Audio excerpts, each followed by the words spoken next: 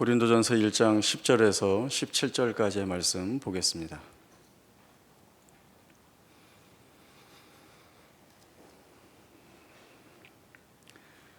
고린도전서 1장 10절에서 17절까지의 말씀 봉독합니다. 형제들아, 내가 우리 주 예수 그리스도의 이름으로 너희를 권하노니 모두가 같은 말을 하고 너희 가운데 분쟁이 없이 같은 마음과 같은 뜻으로 온전히 합하라. 내 형제들아, 근로의 지편으로 너희에 대한 말이 내게 들리니 곧 너희 가운데 분쟁이 있다는 것이라.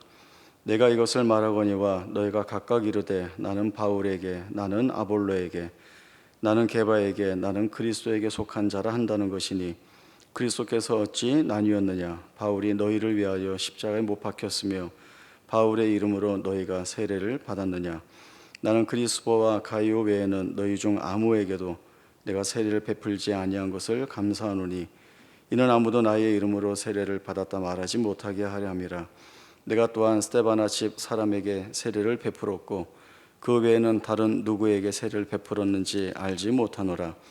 그리스도께서 나를 보내심은 세례를 베풀게 하려 하심이 아니요 오직 복음을 전하게 하려 하심이로되 말의 지혜로 하지 아니함은 그리스도의 십자가가 헛되지 않게 하려 함이라. 아멘.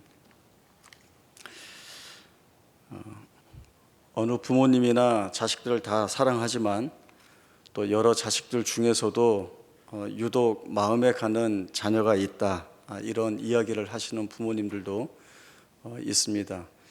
그 이유를 물어보면 첫째라서, 첫정이어서 그러기도 한다라고 얘기하시기도 하고, 또 얘는 쟤보다 부모 말을 잘 들어서 또 이렇게 마음이 간다, 그런 이야기도 하십니다. 또 이런 이유도 있습니다. 그 아이가 뭐 약하거나 좀 아프면 마음이 쓰여서 그러기도 한다, 이렇게 이야기하고, 이제 그럴 때 이 아이가 나의 아픈 손가락이다, 이제 그런 이야기도 하곤 합니다. 바울의 입장에서 볼 때는 바울이 여러 지역에 많은 교회들을 세우는 일들을 해왔는데 그 중에서도 고린도 교회가 아마 바울에게는 아픈 손가락과 같은 교회가 아닐까라고 하는 생각들이 있습니다. 왜냐하면 바울이 고린도 교회와 성도들에 대하여 가지고 있는 생각은 분명 하나님의 교회이고 그리스도 예수 안에서 거룩하여진 성도로 부름받은 자들입니다. 그들이 복음 안에서 예수와 합하여졌기 때문에 예수로 인하여 사는 삶이라고 한다면 죄의 모든 불의한 것들을 다 벗어버리고 주께서 주시는 은혜 안에서 한 마음으로 함께 믿음의 삶을 나눌 때 얼마나 복된가. 그러나 고린도 교회와 성도들은 그 같은 은혜의 길을 버려두고 서로 반목하고 갈등하고 부딪히는 것으로 인하여서 대단히 힘겹고 어려운 불편한 상황들을 넘어오고 있기 때문에 그렇습니다. 그래서 바울은 고린도에 있을 때 1년 6개월 동안 말씀을 가르치고 함께 나누면서 주 안에서 가졌던 교제가 늘 기억이 날 것이고, 또 그때 같은 믿음을 고백하면서 나누었던 신앙의 삶들의 유익이 있었는데 그것을 다 놓치고 있는 것 같아 보여서 많이 마음 아파 있는 가운데 있습니다. 이 고린도 전서는 이제 그러한 교회의 어려운 상황들을 듣고는 여러 문제들을 어떻게 풀어나가야 되는가를 말씀에 근거하여서 바울이 써서 보낸 편지입니다. 그래서 고린도 전서에는 그 고린도 교회와 성도들이 안고 있는 여러 문제점들이 이제 순서대로 하나하나 나오게 되고 거기에 대해서는 너희가 이러이러해야 된다라고 하는 바울의 권면이 이제 이어져 나오게 됩니다.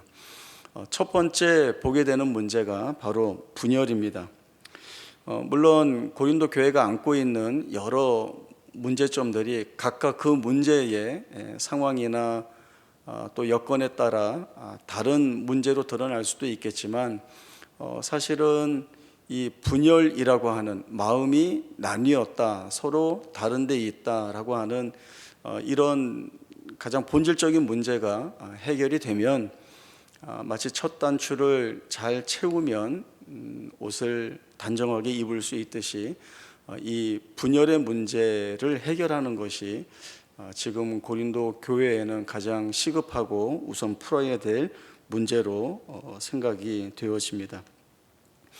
고린도 교회의 분열의 양상은 분쟁하고 있다라고 하는 것입니다. 무엇으로 다투고 있는가 하면 나는 누구에게 속하였다, 이제 이걸로 싸우는 거죠. 나는 바울에게, 나는 아볼로에게, 나는 게바에게, 나는 그리스도에게 속하였다라고 하는 이런 그 분파의 모습이 고린도 교회 안에 있습니다. 내가 누구에게 속해 있다라고 하는 것은 자기가 택한 그 지도자, 사실 바울이나 아볼로나 게바, 베드로 모두 그 당시 성도들에게는 교회의 지도자들입니다. 그렇기 때문에 그 모든 지도자를 다 존경하고 존중하기도 하겠지만 또 자기 신앙의 내용이나 또 어떤 상황에서는 자기가 마음에 들어하는 지도자가 따로 있을 수 있습니다. 그걸 뭐라고 할 이유는 아니겠죠. 그러니까 애들 어렸을 때 많이 묻지 않아요? 엄마가 좋아? 아빠가 좋아? 이렇게 많이 물어보는데, 만약에 엄마가 아이들한테 엄마가 좋아? 아빠가 좋아? 했을 때 아이들이 아빠가 좋아요 했을 때 엄마가 그래? 그렇다면 이제 오늘부터는 너희 밥 없다. 아빠한테 밥 달라고 해라. 그렇게 하지 않죠. 장난으로는 그렇게 얘기할 수 있지만 실제로 그것 때문에 마음이 상해서 뭐 아이들 밥을 굶기고 하는 일은 있을 수가 없습니다. 누굴 좋아할 수 있죠. 누굴 따를 수 있습니다. 누구를 선호할 수 있습니다. 그러나 문제는 내가 좋아하는 것을 넘어서 이 지도자를 택하는 문제가 맞다, 틀리다의 상황으로 넘어가면 문제는 전혀 달라집니다.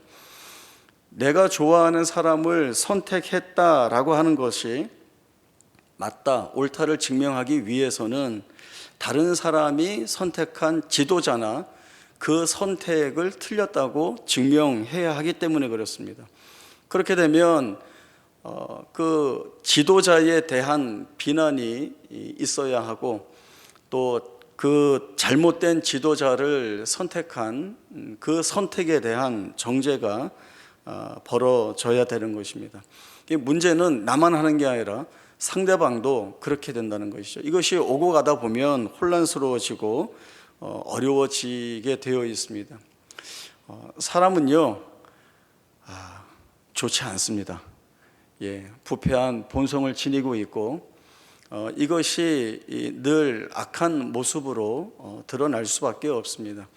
이제 몇 번 말씀드린 이야기지만 이제 아이들 투닥거리고 싸우는 모습을 보면 처음에 한 아이가 이렇게 툭 한 대 치죠. 이렇게 건들면 그 다음에 그 한 대 맞은 아이는 몇 대 때릴까요? 한 대, 세 대까지. 한 대 때리면 훌륭한 애예요. 자기가 한 대 맞았는데 한 대 딱 갚는 애는 얘는 아마 커서 아주 훌륭한 아이가 될 거예요. 한 대 때리지 않습니다. 두 대 때리죠. 그러면 처음에 한 대 때렸던 아이는 갑자기 억울해지는 겁니다. 나는 한 대 때렸는데 너는 왜 두 대 때려? 그리고 다시 두 대를 때리죠. 그러면 이 모습이 서로 누가 하나 참지 않으면 계속 왔다 갔다 하다가 결국엔 코피 터지게 싸우는 자리로밖에 갈 수가 없게 됩니다. 바울은 고린도 교회 성도들이 분쟁하고 있다, 각각의 지도자에게 영광을 돌리느라 이를 옳다고 하기 위해서 다른 자들을 비난하고 정죄하고 있는 것으로 인하여서 너희가 지금 나뉘어지고 있다라고 하는 것을 말씀을 하고 있습니다. 이러면 대립될 수밖에 없죠. 바울은 이 분열의 문제에 대해서 해결책을 제시합니다. 오늘 본문 말씀 10절 말씀 다시 한번 보겠습니다. 형제들아, 내가 우리 주 예수 그리스도의 이름으로 너희를 권하노니 모두가 같은 말을 하고 너희 가운데 분쟁이 없이 같은 마음과 같은 뜻으로 온전히 합하라. 성도들의 마음이 나뉘지 않고 하나로 모으려면 같아야 합니다. 쉬운 말로는 한 편에 서야 한다라고 하는 겁니다. 같은 자리에 서서 같은 방향을 보아야 같은 풍경을 볼 수 있습니다. 만약에 두 사람이 서로 등을 맞대고 자기가 보는 것이라고 한다면 고개를 완전히 반대로 돌리지 않는 이상 두 사람은 서로 다른 것을 볼 수밖에 없습니다. 그리고 너 눈에 뭐 보여? 난 이게 보여. 이상하다. 나는 이게 보이는데 이 다름을 틀렸다고 얘기하고 너 지금 잘못 보고 있어 라고 얘기하는 것은 굉장히 이상하고 우스운 이야기죠. 그러나 고린도 교회 성도들이 바로 이 이상하고 우스운 이야기를 버리고 있다라고 하는 것입니다. 바울은 같은 말을 하고 같은 마음을 갖고 같은 뜻을 행하라 라고 이야기를 합니다. 그리고 이것은 같은이라는 내용 때문에 중요한 것이 아니라 어떻게 해야 되느냐라고 하는 것이 훨씬 중요한 내용입니다. 무슨 말인가 하면 내가 스스로 겸손하여져서 내가 마음을 다 내려놓고 또 내가 마음을 열어서 상대방을 존중하여서 그를 높일 때 이 문제가 해결되겠는가? 바울은 너희가 너희의 열심으로 이 일을 해결해라 이렇게 해결책을 제시하지 않고 있습니다. 주 예수 그리스도의 이름으로 권면하는 데서 알 수 있듯이 바울은 예수 안에서 같은 말을 하고 예수 안에서 같은 마음을 갖고 예수 안에서 같은 뜻을 행하여야 너희가 온전히 합할 수 있다라고 하는 이야기를 하고 있는 것입니다. 우리 교회가 속한 동서울 노회 안에 이제 여러 대상에 따라 교육하는 것이 많이 있습니다. 이제 부목사님 교육도 하고 또 목회자 후보생이라고 해서 전도사님 교육도 합니다. 그리고 각 교회에서 장로로 피택된 집사님들도 다 모아서 교육을 하곤 합니다. 얼마 전에 이 피택 장로 교육이 있었는데 그때 세대력교회 양승호 목사님이 오셔서 특강을 해주셨는데 특강의 주제는 교회 지도자의 가정생활에 대한 내용을 했습니다. 이제 장로가 되면 교회의 당회원이 되고 중요한 교회 상황들을 논의하고 결정하는 위치에 서게 되는데 그런 사람들의 가정생활은 어떠해야 되는가? 제일 중요한 것이 이 부부가 어떠해야 되는가라고 하는 내용들을 특강을 해주셨는데 그때 참 많은 은혜가 되었습니다. 그때 목사님이 주신 말씀이 부부가 친밀해지고 부부가 서로에게 신뢰를 함으로 인하여서 좋은 관계를 이루어 가려면 어떻게 해야 되는가? 물론 어떻게 해야 돼요? 라고 이제 질문을 하면 여러 답이 많이 나올 수 있습니다. 서로 사랑함으로 아껴줘야 되고 또 이해하고 배려해야 된다라고 하는 거죠. 다 좋은 이야기입니다. 그러나 가장 중요한 출발은 남편은 남편으로서 아내는 아내로서 각 개인이 하나님과의 관계를 바르게 정립해 나가야 된다라고 하는 겁니다. 그렇게 하나님 앞에 바르게 나아갈 때 부부의 연합은 친밀한 관계는 자연스럽게 이루어져 간다라고 하는 것이죠. 그러면서 그림 하나를 그려주셨어요. 삼각형을 그리고 밑변의 좌측에는 남편, 그 우측에는 아내, 그리고 삼각형의 맨 위 꼭지점에는 하나님 이렇게 쓰고 남편이 하나님을 향해 나아갈 때 아내가 하나님을 향해 나아갈 때 이 간격이 어떻게 되죠? 점점 줄어들죠. 결국 하나님에게 도달했을 때 완전히 이렇게 하나가 되는 모습을 보이게 됩니다. 이 그림이나 이 설명이 너무나 무슨 말씀인지 알아듣겠고 참 그렇다라고 하는 생각도 하는데 이렇게 묻는 사람이 있을 수 있죠. 그 특강 때 이렇게 한 사람이 있다는 건 아닙니다. 이렇게 물을 수 있는 사람이 있는데 뭔가 하면 서로에게 아무것도 안 하고 하나님께만 잘하면 다 되는 겁니까? 이렇게 생각하고 질문을 할 수 있죠. 그러나 아니죠.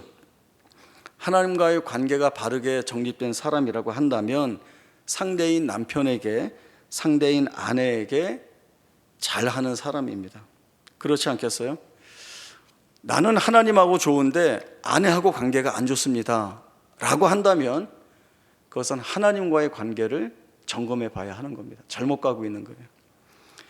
요한 1서에는 대체적으로 이 주제의 말씀이 나옵니다. 하나님은 사랑이시고 그 사랑이신 하나님 안에 우리가 속해 있다라고 하는 말씀이 중요한 주제로 나와 있기 때문에 이 같은 말씀이 많이 있습니다.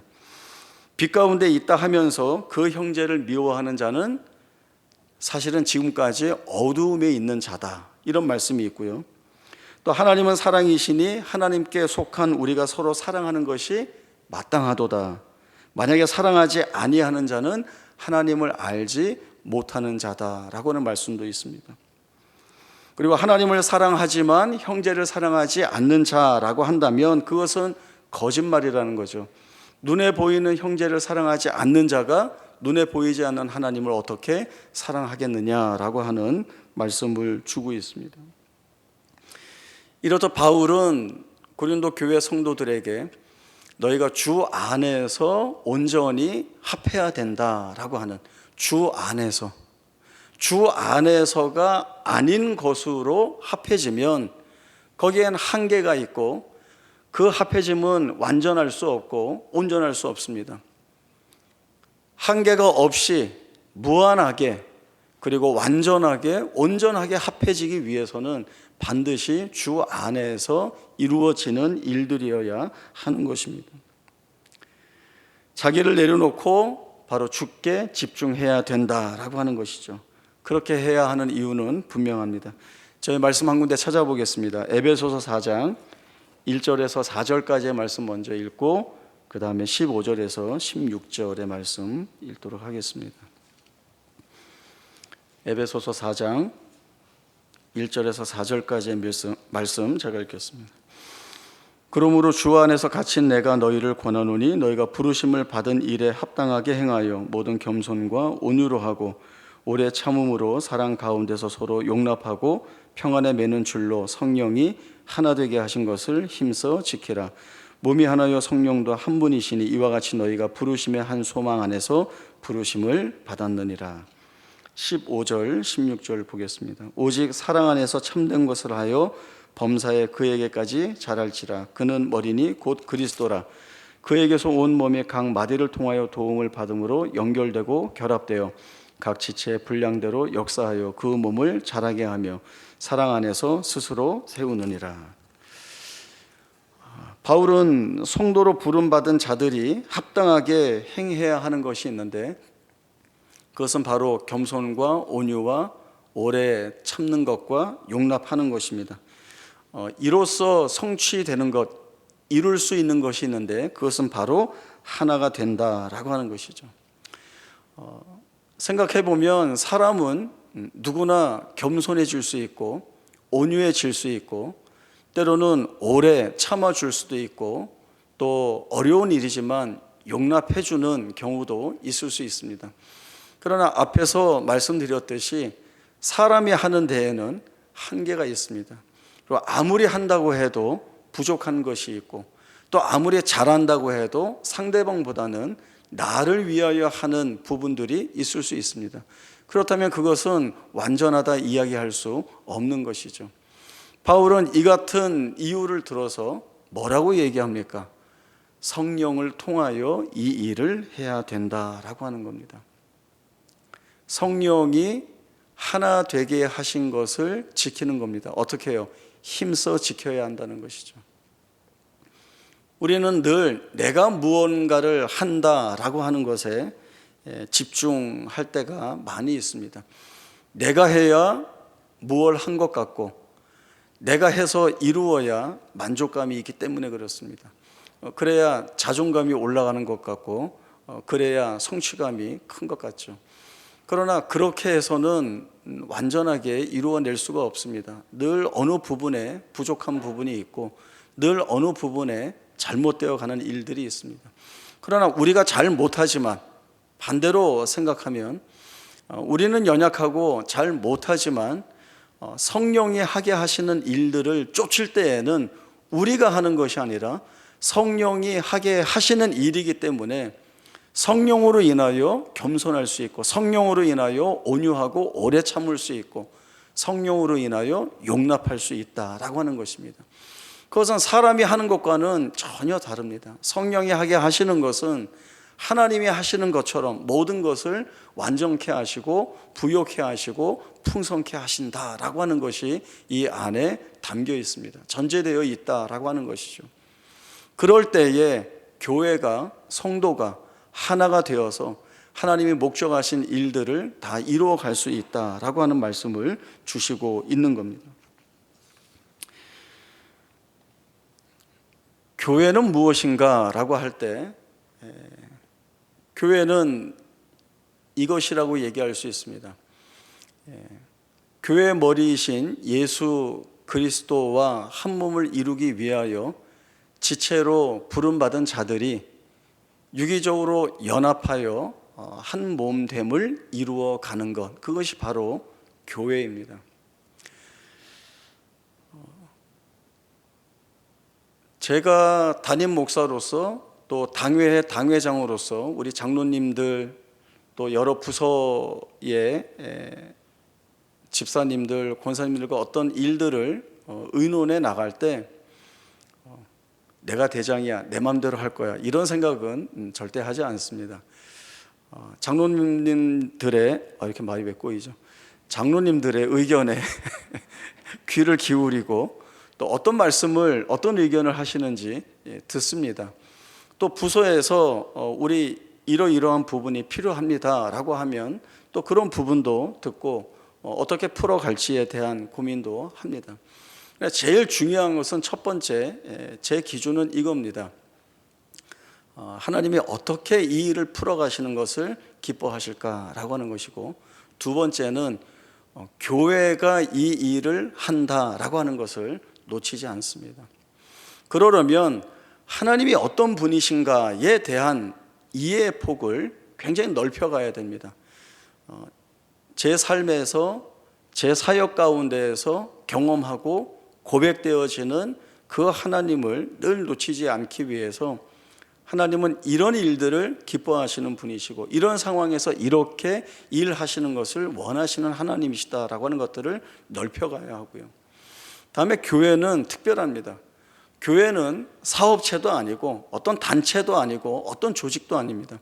물론 교회 안에 조직은 있습니다. 어떤 일을 하거나 어떤 절차를 밟기 위한 조직을 구성할 수는 있지만, 그렇다고 해서 교회가 다른 단체나 조직이 아니라는 것, 교회는 특별합니다. 교회는 교회로서 해야 하는 일이 있는 겁니다. 우리가 모여서 교회 일을 할 때 우리가 지금 교회에서 일을 하고 있다라고 하는 사실들을 놓쳐서는 안 됩니다. 여기를 놓치면 우리는 어떻게 가는가 하면 늘 성과가 무엇이 좋을까, 어떻게 했을 때 더 결과를 잘 낼 수 있을까라는 데 치중할 수밖에 없습니다. 그러나 교회는 일을 하다 보면 더 많은 사람보다 오히려 연약한 한 사람을 돌아보기 위해서 일을 한쪽으로 몰아야 되는 경우도 있고, 어떤 부분에서는 그 사람이 상처받지 않게 하기 위해서 사실은 해야 할 일을 엎어버릴 수도 있습니다. 안 할 수도 있습니다. 한 영혼이 귀하기 때문이죠. 예수님이 소자 하나에게 함부로 하지 말라고 그랬죠. 그 말씀이 무엇을 의미하는지를 우리가 알고 있어야 하는 것입니다. 그러기 위해서 우리는 이 교회 안에 주와 한 몸을 이루기 위한 지체들로 모여 있습니다. 물론 어떤 일을 하다 보면 생각이 다르고 보는 시각이 다르기 때문에 그 다름 때문에 부딪힐 수가 있습니다. 부딪히면 어떻게 해야 되냐? 부딪히는 게 나쁜 건 아닙니다. 서로 다르고 부딪히게 되면 거기에서부터 만들어 가야죠. 조율을 하고, 조율이 안 되면 이 조율이 잘 이루어질 때까지 서로 이야기를 많이 나눠야 됩니다. 시간을 들여야 되고 정성을 들여야 되고 그리고 애써야 합니다. 그래도 이 일이 잘 해결이 되지 않으면 결국엔 누가 짐을 져야 합니다. 짐을 져야 합니다. 지난 설교 때도 말씀드렸지만 짐을 짓는 것은 힘듭니다. 짐을 많이 짊어지고 가는 것보다 짐 하나 지지 않고 룰루랄라 노래 부르면서 혼자 걸어가는 것이 제일 편하죠. 그러나 어떤 문제에서는, 어떤 상황에서는 주 안에 있는 자로서 성령이 하게 하시는 일로서 그리스도의 분량이 장성한 데까지 충만하게 자라가기 위해서 내가 짐을 져야 하는 경우가 있다라고 하는 것이죠. 하나님이 짐을 져라 라는 마음을 주실 때가 있죠. 성령께서 행하게 하시는 거예요. 그때는 두말 않고 짐을 져야 합니다. 그러면 매듭 지어지지 않던 일들이 매듭이 지어지고 거기에서 하나님이 풍성하게 만들어내시는 일의 내용들을 보게 됩니다.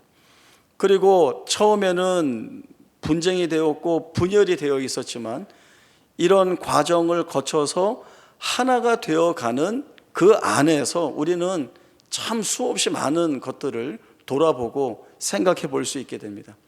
그냥 일이 잘 됐어, 내가 원하는 대로 되었어가 아니라 품는다는 것, 이해한다는 것, 양보한다는 것, 기다려준다는 것, 내 생각과 다르지만 저 사람을 위해서 기도하고 마음으로 품는다는 것, 이것이 어떤 일을 이루어낸 결과로 인한 성과보다 여기를 훨씬 중요하게 여기고 계시다라고 하는 것들을 알고 계셔야 합니다. 교회는 예수 그리스도를 통하여 하나로 모여져야 합니다. 여기를 가고 있는 중이죠. 가면서 훈련을 받아야 하는 겁니다. 그 아이들이 군에 입대했다고 해서 입대하자마자 바로 군인다워지거나 아니면 특수부대원들 하는 모든 것들을 한 번에 해낼 수가 없죠. 시간이 많이 걸립니다.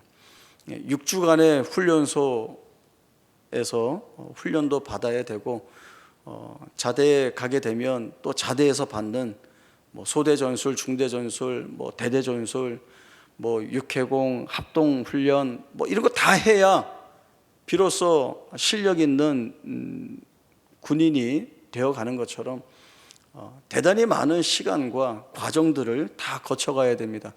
그때마다 우리는 도전받는 것이 내가 주 안에서 행하고 있는가, 성령이 하게 하시는 것을 내가 힘써 붙들면서 이 일을 하고 있는가라고 하는 마음을 가져야 되고, 그 마음으로 나와 함께하는 성도들을 돌아볼 수 있는 마음의 여유도 있어야 하는 것입니다. 그것이 예수님의 제자로 주를 쫓는 자의 삶의 모습입니다. 자기를 부인하고 자기 십자가를 지고 주를 따라야 하는 것이죠. 예수님의 제자로서 사는 모습은 나보다 남을 낮게 여기는 것이고 강한 자가 마땅히 약한 자의 짐을 짊어져야 하는 것입니다. 사랑으로 이해하고 감싸고 그리고 잘못한 것이 있다고 한다면 그를 위하여 기도하고 기다려주고 끌어 안아야 하는 것입니다. 이것이 예수를 닮아가는 자의 모습입니다. 사람들은 누구나 다 생각이 있습니다. 그래서 같은 사안이라 하더라도 각자 보는 것에 따라 많은 것들이 달라서 맞추기가 쉽지 않습니다.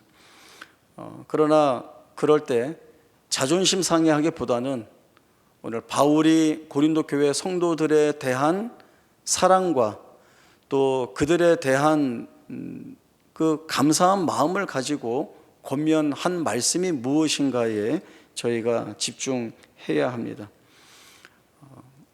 그래서 교회를 사랑하는 자들이 또 교회 안에 나와 한 몸으로 부름받고 있는 이 지체를 어떤 존재로 바라보고 이해하겠는가라고 하는 겁니다. 나랑 생각이 달라서 틀린 사람, 나쁜 사람 이렇게 가는 것이 아니라 이 사람은 예수가 나와 한 몸을 이루도록 붙여준 사람입니다. 그래서 이 사람이 아프면 나도 아픈 것이고, 이 사람이 어려우면 나도 어렵게 가야 합니다. 한 몸이기 때문에 그렇습니다. 분리할 수 없고 나뉘을 수 없습니다. 하나됨이라는 것은 이 하나됨을 이루기 위한 애씀과 열심들이 있어야 하는 것입니다. 바로 주님이 주님의 마음을 품고 이 길을 따라 나오라고 말씀을 주시고 있습니다. 성도로 부름받은 자들이 주 안에서 이 온전히 하나됨을 위하여 헌신할 때 교회가 교회답게 세워져 가고, 또 그 교회를 통하여 우리 하나님이 영광을 받으시게 되는 것입니다. 우리 교회가 이 같은 마음을 품고 서로 사랑하고 또 이해하고 감싸 안을 때, 성령께서 하게 하신 것을 쫓을 때에 우리 안에서 많은 귀한 신앙의 내용들을 확인할 수 있고, 또 그것이 우리에게 감사의 고백들로 풍성하게 채워질 것입니다. 그러면 사실은 만날 때마다 즐겁고, 또 함께 봉사하고 헌신할 때에 얼마나 많은 기쁨들이 그 안에서 드러나는지 모릅니다. 지금도 우리는 그러한 즐거움과 기쁨을 풍성히 누리고 있지만, 우리 주께서 더욱 부어주실 것을 사모하고 성령이 하나 되게 하신 것을 힘써 지키며 주 안에서의 성도다운 귀한 믿음 있는 모습들이 우리 가운데에서 여전히 변치 않고 항상 풍성하게 드러날 수 있는 귀한 은혜가 있기를 바랍니다. 기도하겠습니다.